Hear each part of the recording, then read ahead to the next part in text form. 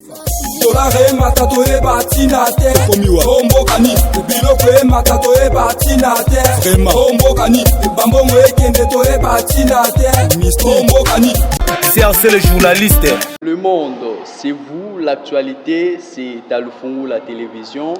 Très chers abonnés sur YouTube de nos chaînes partenaires, nous vous saluons et nous vous disons beauté comme dans notre langue nationale. Comme vous le savez très bien, notre émission Help Me, c'est une émission qui se passe en bilingue. Donc nous allons parler deux langues, français et le lingala. Donc ne soyez pas étonnés de nous avoir beaucoup plus remarqué de parler les lingala ici. Et sans plus tarder, comme annoncé dans nos différentes pages Facebook, aujourd'hui, nous avons reçu pour vous l'un des jeunes de l'église de Jésus, à laquelle nous allons parler sur le jeune chrétien face aux réalités des réseaux sociaux. Sans plus tarder, bonjour. Bonjour, journaliste. Voilà, et tu sauté moi étape moi la présentation. Ce qui est possible, bino moko se présenter bato bazo la bino pour qu'elle va comprendre un plus. Merci beaucoup pour la débat. Et na bien ami na kombo ya frère merveilleux Kondima Mafuta, nazali moko ya encadreur ya corps de la jeunesse de l'église de Jésus. Voilà. Comme nous parlons de l'église de Jésus, il faut nous rappeler bato au bazo na biso na chaîne na biso ya YouTube. L'église de Jésus est une église où tout ça qui dernièrement émission na l'un ya ba prophète sur bazan église Joana où to ebi yango na kombo ya bima. Alors awa tozo bete sous masolo ya ba jeune face aux réalités des réseaux sociaux. D'abord, quand nous parlons de jeunes face aux réalités des réseaux sociaux, d'abord concept où vous comprendre la clé na kati wana ezali nini? Déjà tout ça qu'on comprend le loco moko parce que déjà le sens est péjoratif. Et les jeunes généralement quand toujours les réseaux sociaux vis-à-vis de la jeune toujours on a déjà la utilisation moko abusive, c'est-à-dire c'est ça le numéro ya malamu te. Ba jeune baziko profiter na réseaux sociaux ko sala makambo ezanga tina ko publier ba biloko ezanga tina ba sex tap to kotala ba pornographie ainsi de suite, et c'est là où nous sommes. Mais dans l'autre sens, ça c'est le sens positif. Toujours au monde appelle ici quand on appelle les alliés moyens possibles, les alliés qui permettre à la jeunesse donc penser ça en malam.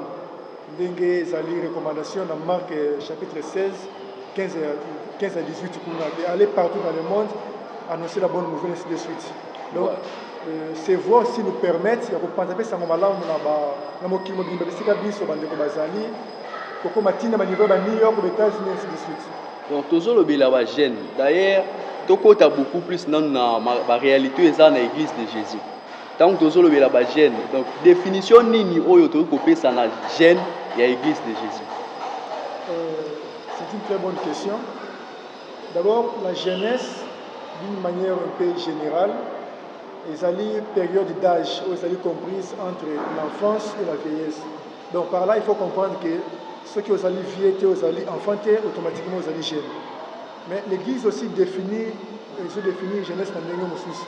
Sur le règlement cadre de Jésus, dans l'article 51. Comme on a dit, jeunes et les moto oyo azwami na âge de 7 ans qui ont 45 ans. Il y a des jeunes. Mais moi, personnellement, j'aime plus utiliser la définition d'état d'esprit. Donc, je dis la jeunesse c'est une étape de vie qui est caractérisée par la force physique et la capacité d'apprendre. C'est-à-dire, déjà, Moutoro a la capacité d'apprendre. Or, ça se sentit qu'il y a la force physique, il y a la force pour évangéliser, automatiquement, il y a les jeunes. Or, à un niveau, il y a état d'esprit.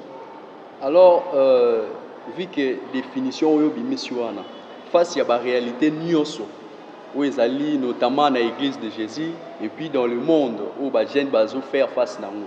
Ce qu'on définit où ils allaient pour relever face à les jeunes où ils vont Ça c'est vraiment une très très bonne question de nos journalistes. Je pense que nous avons plusieurs défis à relever. Je dis plusieurs défis. Et tout le monde qui peut déjà avoir malin, de tout le monde qui a ça. Il y a le bosso d'abord, il y a un problème, il y a il y a conscience, il y a conscientiser les jeunes. Parce que tout ça, le constat, ils allaient vraiment pas si. Nous avons pris un grand temps, les jeunes, qui doivent pour ma casse. Jeunesse, apparemment, il y a une confusion aussi au niveau de parce que vous avez la conscience. Ceux qui malheureusement sont jeunes dans l'église, vous allez constater que les gens sont petits parce que pour les gens qui sont joyeline, les chérubins, ce sont des termes de l'église de Jésus. Oui, oui. Azali moyembi pour les gens jeunes. Or, la jeunesse, c'est juste des périodes d'âge comprise entre l'enfance et la vieillesse. Donc, si vous avez des jeunes, par rapport à mon âge, là, par rapport à la définition orthopédique, il y a un règlement 4 de l'église de Jésus, de 7 à 45 ans, aux alliés 4 on est jeunes. C'est ça le problème. Donc d'abord, il faut travailler ma casse pour conscientiser les jeunes. Et deuxièmement, vous allez au niveau, il y a enseignement, puis c'est connaissance, il y a parole de Dieu. Parce que ça, c'est vraiment aussi il y a base. Parole de Dieu. La parole de Dieu. Parce que les jeunes sont belés dans l'église. Surtout tout le l'église l'église de Jésus. Donc les jeunes nabiso vraiment beaucoup plus la parole de Dieu. Et tant que vous allez l'un encadrer il faut beaucoup plus que vous ayez mécanisation ou bien décision pour que les jeunes de l'église de Jésus, voire même à la génération mais de façon que balanda les coloanate. Eh bien, mes très chers téléspectateurs, j'aimerais vous rappeler une chose. Nous sommes dans l'émission Help Me. Vous nous suivez de notre page Facebook CRC Journaliste et aussi de notre chaîne YouTube Lufungu la télévision et aussi dans notre chaîne partenaire PSTV et comment dirais-je encore beaucoup de chaînes que je ne peux pas citer ici. Pour question de ne pas faire la publicité. Aujourd'hui, nous parlons de les jeunes chrétiens face aux réalités des réseaux sociaux. Moi et vous, nous avons remarqué que aujourd'hui, les réseaux sociaux sont à la base ya koboma ba jeunes belé.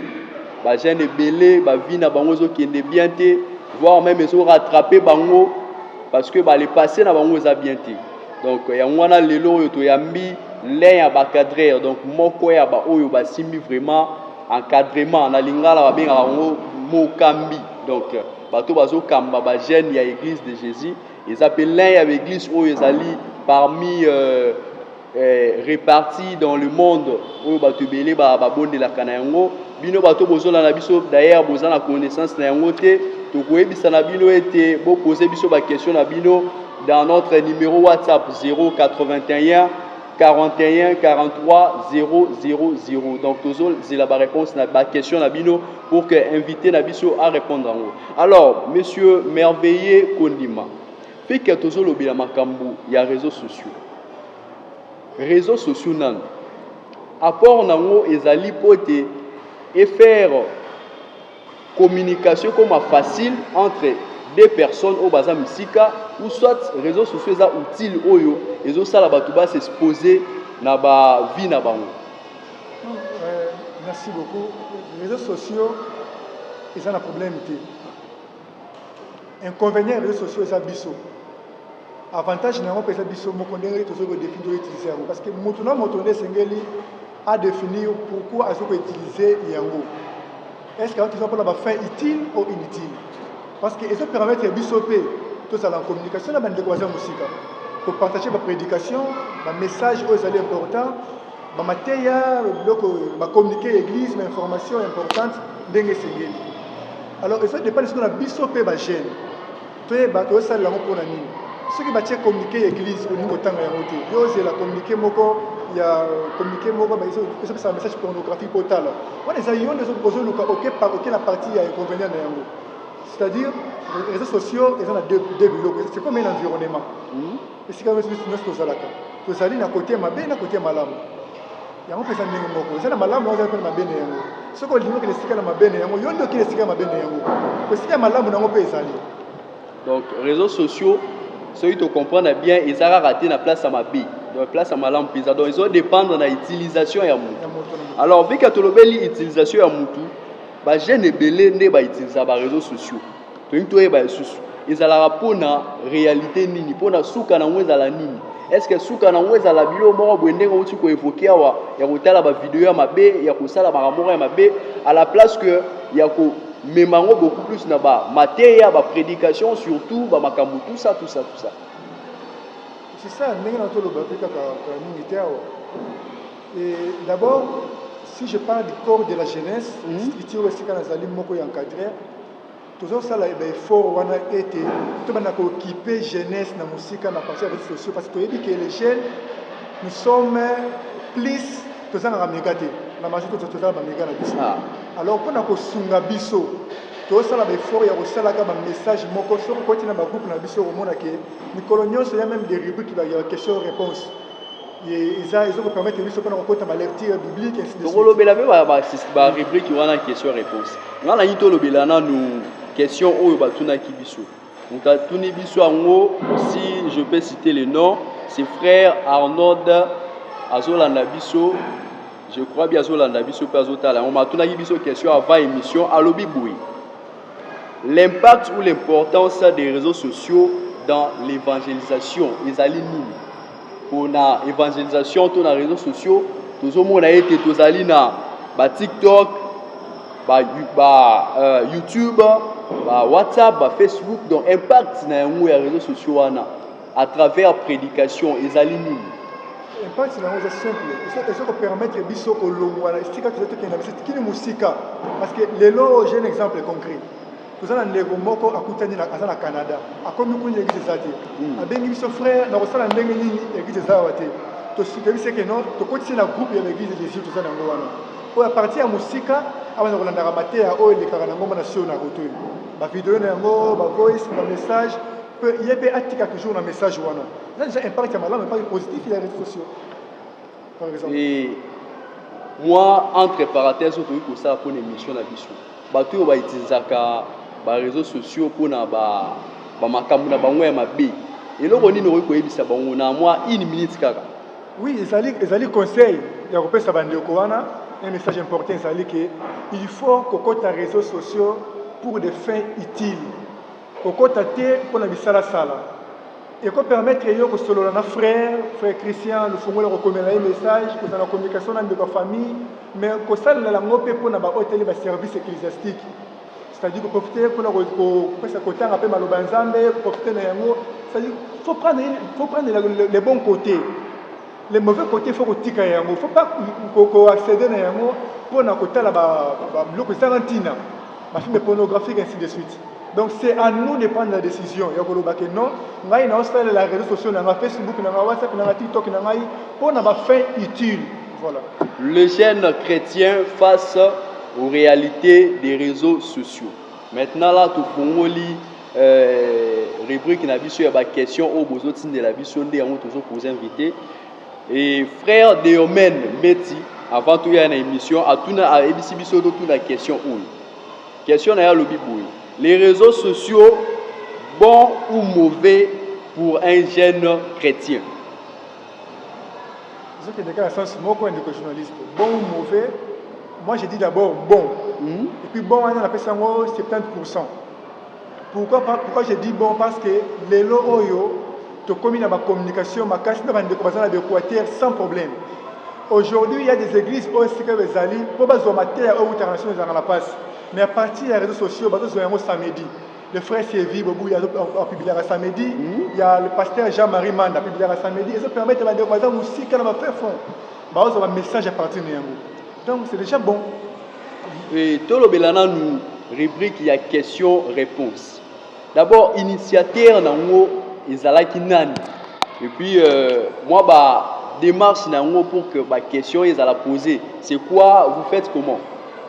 Initiateur ezali o azala maloba, il initiateur na yango.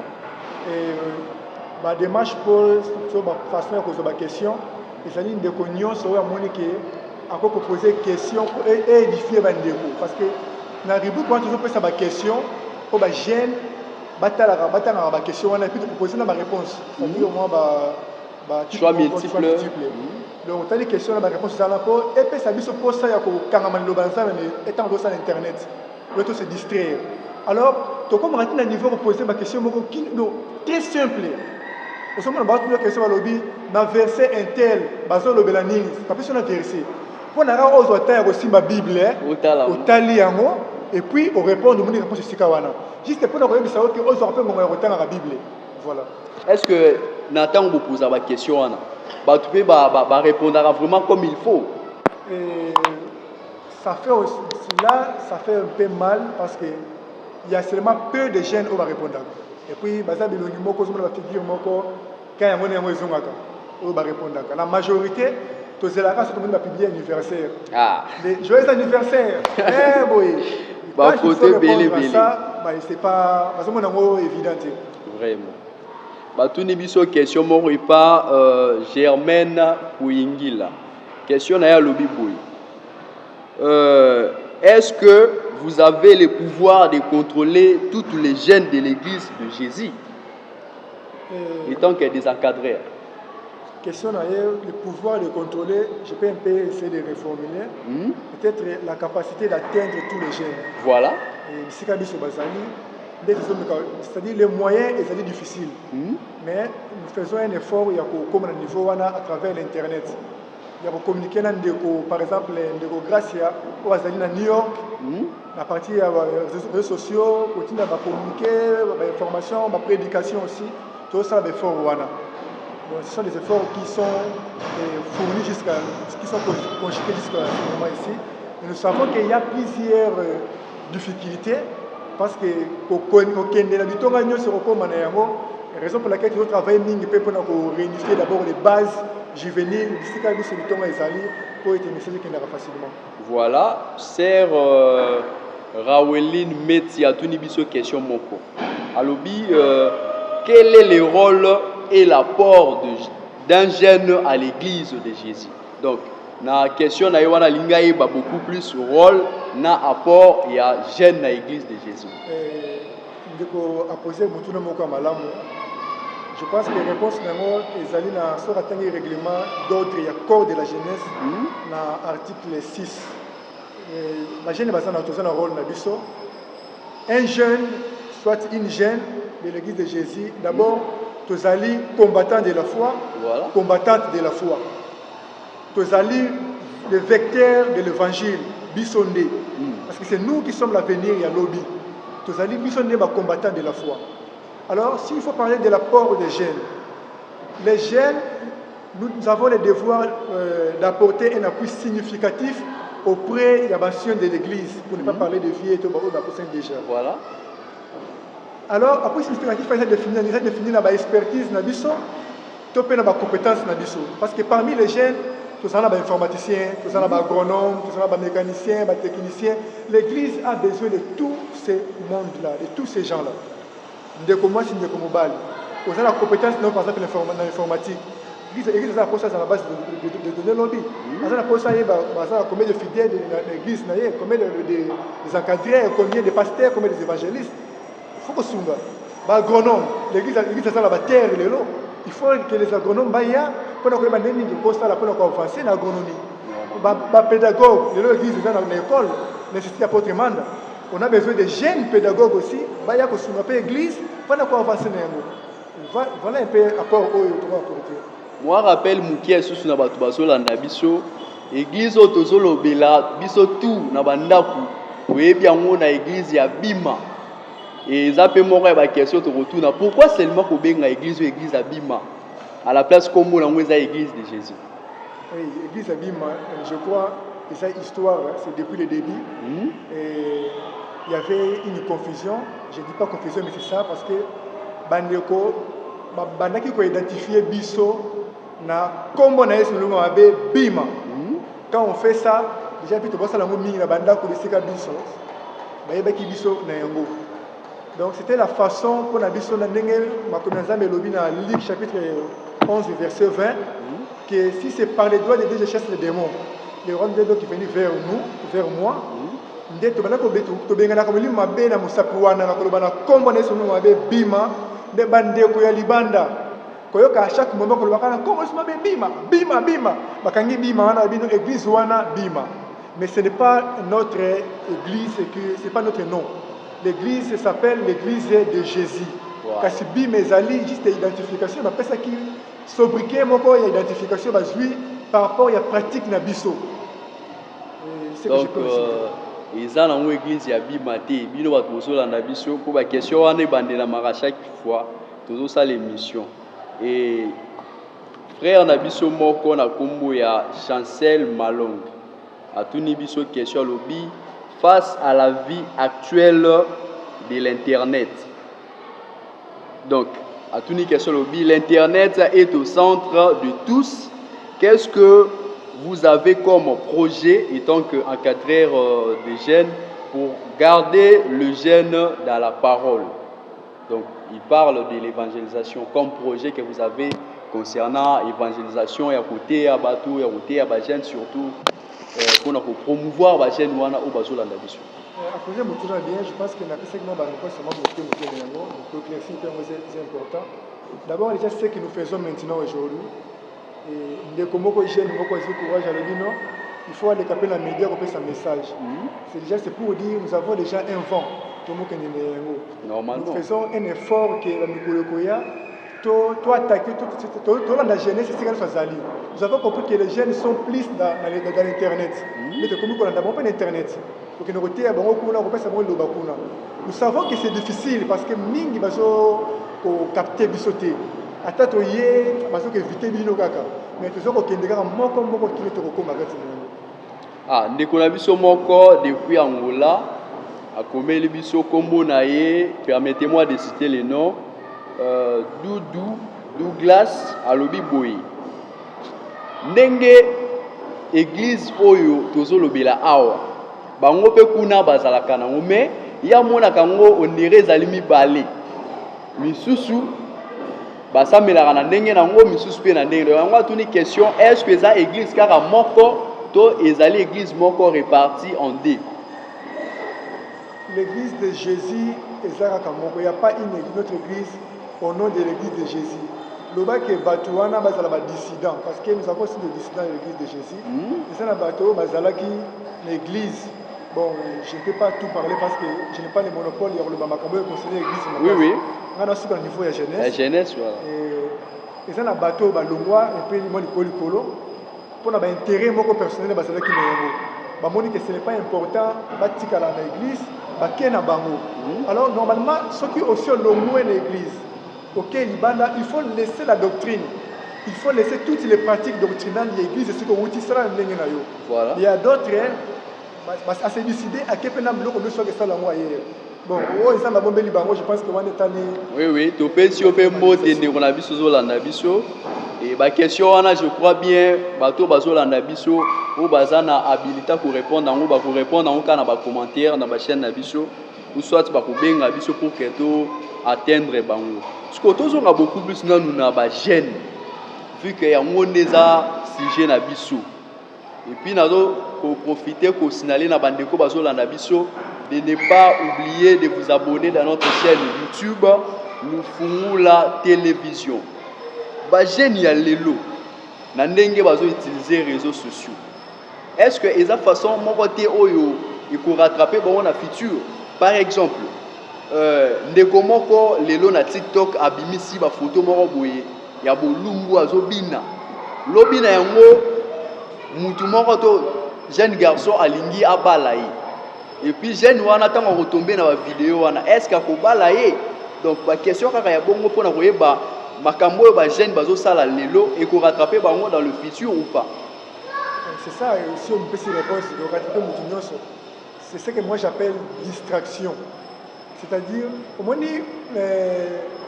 la vie, il y a ce qui est écrit autour de la prédestination, il y a aussi l'intervention divine dans un pays au cours de la vie, il y a aussi la part de l'homme.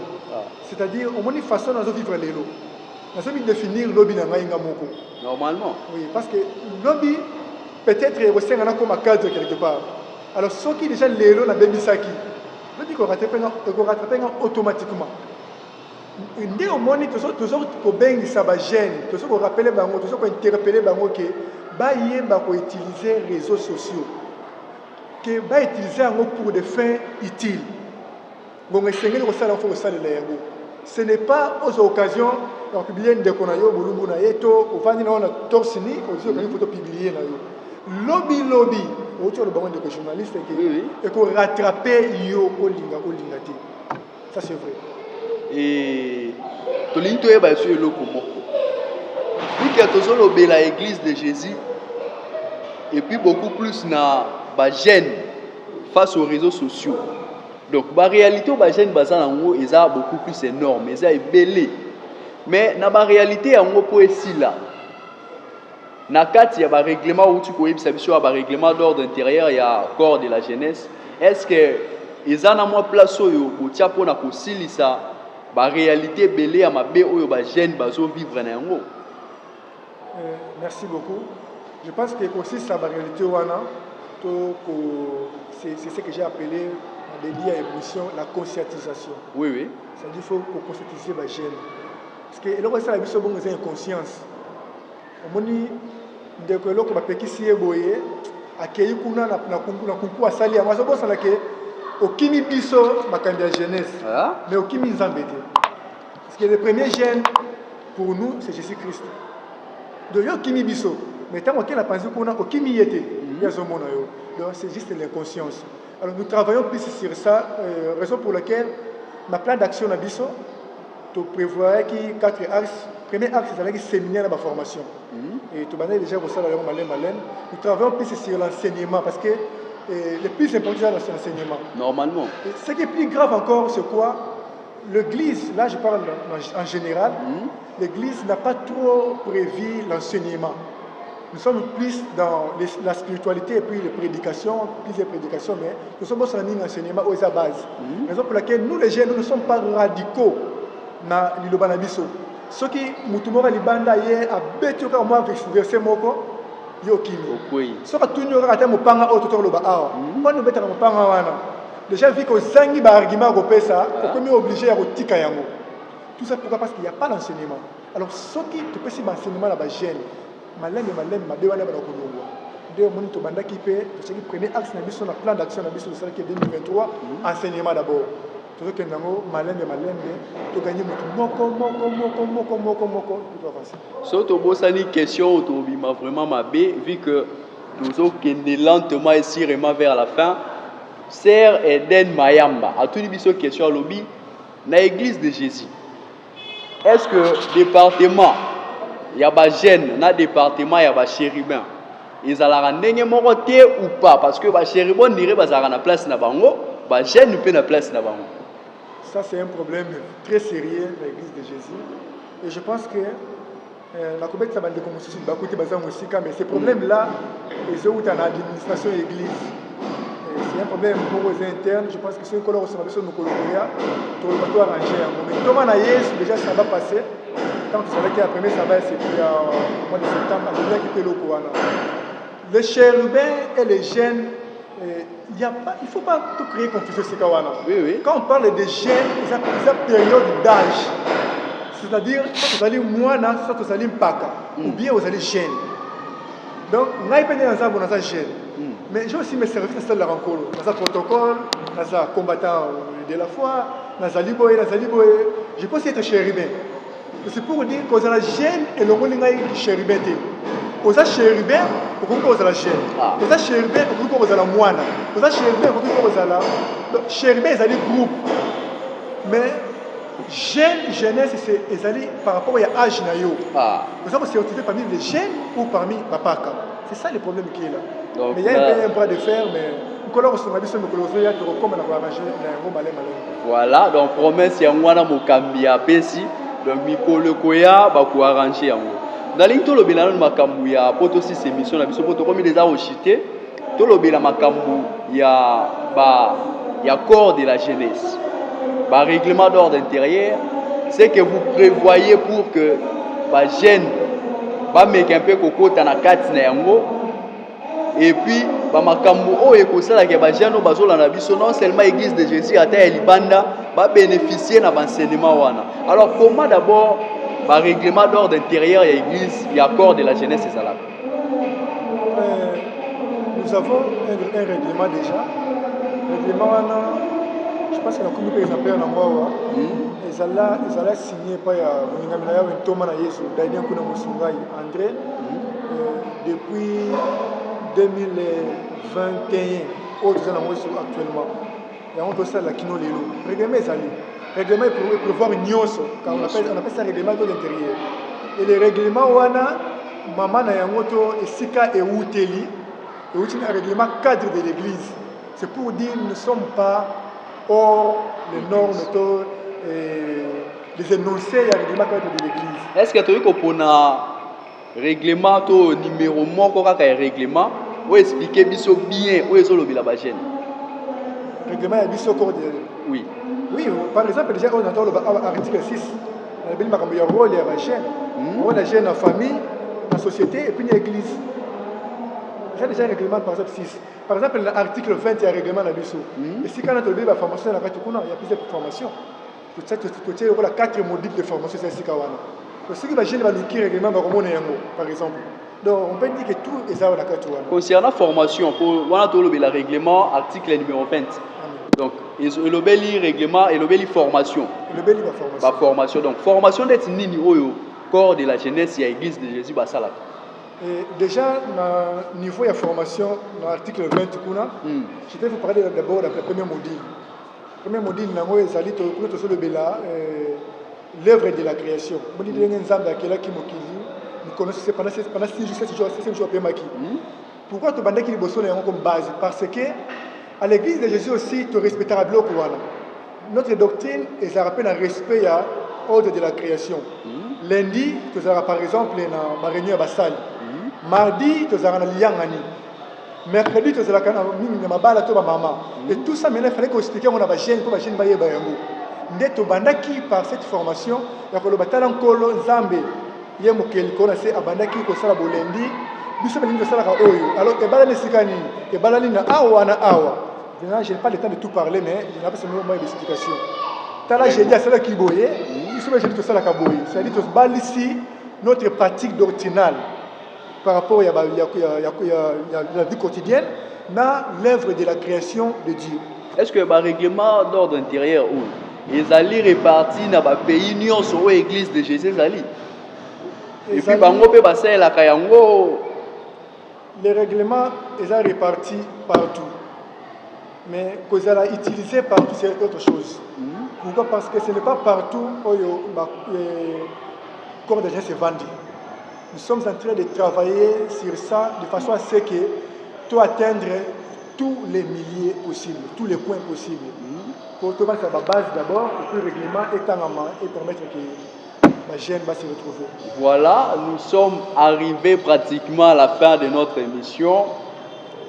Ceux qui bolanda qui biso ezali grâce à caméraman abiso Adriche à capitaine et puis na frère Olei Dazam voit bien que a assisté bisoté. Mais Azam moko ya bateau va permettre biso pour que émission na biso les kana kimia le lot lobela qui les jeunes chrétiens face aux réalités des réseaux sociaux. To yambaki moko ya bakambi ya ba jeune ya église de Jésus oyo abengami na kombo ya merveilleux kondima. Et alors pour finir justement, tu peux subir 2 minutes makambo oyo tolobi awa te o bongisa ki pour que o ebisa na bandeko bazolanda biso. Et le temps pour eux, il y a pour profiter pour un peu conseil ko bime pa ina yo to ba makambo ko sala bango ete ba changer ba o bazai ko sala makambo mabe ba pratique mabe ba na kozonga na nzela pour ete réseaux sociaux loin ya kozala utile ou ezo permettre biso to exposer ba vie na biso. Merci beaucoup de journaliste pour Malobasuka. Je pense que bandeko bisika biso bolanda biso message à suka to ko pesa na ba jeune ezali. D'abord, tu es biso ba jeune. Pour rappeler biso ba jeune était Manda Azalaki, na simanaye Sheda Ayaki, na simanaye Daiden Ayaki. Donc époque où on a Manda Sheda Daiden et Koleka. Et comment est-ce que vous avez biso? Des baso ben biso de l'église de Démé. Alors, déjà, il est temps pour nous, il y a déjà la responsabilité na biso malem et malem. Par là aussi, je demande à la hiérarchie église de permettre à les jeunes et les jeunes base un peu occasion de dans les services ecclésiastiques. C'est par là où nous allons aussi apprendre de gérer l'église lobby sur le plan spirituel et puis sur le plan administratif. Les jeunes partout où nous sommes, tout ça là est fort utiliser Internet pour des fins utiles, s'il vous plaît. Nous sommes des jeunes de l'église de Jésus, nous devons être les chrétiens comme il faut, au vrai sens du terme. Quand je dis au vrai sens du terme, là, je m'appuie plus sur le verset biblique on a mingi. Galates chapitre 5, verset 24. Parce que Ming Balingakaka, journaliste Ming Balingakaka, Kotanga juste Jean 3,16. À croire, à baptiser, et puis c'est fini, à communier mon Christ. Oui, c'est bon, mais il faut aller plus loin. De Galates chapitre 5, verset 24. C'est-à-dire il faut ce que cher Nabiso, désir pour crucifier. Si tu crucifies, on a utiliser les réseaux sociaux pour des fins utiles. Donc, ce qu'on a côté dans ce contexte sur le téléphone, c'est pour quelque chose d'important. Nous t'attendons à dire, ah voilà, il est important. Et ce que nous faisons aussi, ça va aussi nous aider demain. Pas seulement à l'église, mais partout où nous serons. Parce que nous avons que vous frères, ce qui a commis à commettre les importants. Nous n'avons pas dit les importants. Mais il y a une photo, pour ça la bruit. Déjà, nous avons pourquoi ça la frère un tel va notifier, nous avons dit que photo. Voilà un peu. C'est ça le message. Donc, ta émission la biso ici là, frère Boaz Mwamba, a tuni biso question moko. Une question. Alobi question yango alobi boy. Pour benga ma chrétien na église de Jésus. Procédure ezarandenge, il faut seulement qu'on soit baptême, to ko sala nini. Ou bien qu'on dimela Yesu comme vous venez d'évoquer Jean 3,16. Bon, combien ma chrétien c'est la procédure. D'abord, sur le plan écrit à Jean 3,16, dans Marc chapitre 16, 15 à 18, déjà chrétiens allaient Moutoyo, en dimel d'abord Yesu Massia, à Batisami. Le baptême, il y a plusieurs de ça, à Batisami. Déjà, automatiquement, partout, même dans l'église de M. Banda, ici à Benjamin au Christ. Chez nous aussi, au Benjamin au Christ. Mais seulement à l'église de Jésus, je vais rappeler l'accent qui est. Il faut demeurer maintenant dans la vie. Ah oui. Et il y a Matthieu chapitre 24, verset 13. Parce que ma commune, on va le dire dans chapitre 16, que promesse c'est ça que moto andimeli azobo moibwase pour la vie éternelle. Dans Matthieu chapitre 24, verset 13, il dit que c'est lui qui persévérera jusqu'à la fin. C'est-à-dire que il faut persévérer. Dès les jours où andimeli est sur Batisami, il doit maintenant persévérer jusqu'à la fin. Pour ndé abatisama. C'est pour dire quoi? C'est pour dire que nous allons Christ celui qui a été dans batisami et celui qui a été parce qu'on dit qu'il y est sur du bosso. Mais façon vous allez vivre ici quand vous allez dans la famille, dans la société, dans les réseaux sociaux. Voilà. Ta vie dans les réseaux sociaux n'est pas ça pour la chrétienne. Ce sont les païens qui vont témoigner pour ça au Christ. Ngaïti. Est-ce que nous allons dans le Christ? Jamais. Les païens parce que le bagatela wana escroc. Ah non, et puis na babiyema na biso. Voilà, le jeune chrétien face aux réalités des réseaux sociaux. Mesdames et messieurs, nous sommes arrivés pratiquement à la fin. Moki les ali abino kasi ba information to ba actualité ezali na lufungu la télévision. Quant à moi de vous dire au revoir. On se retrouve tout juste après.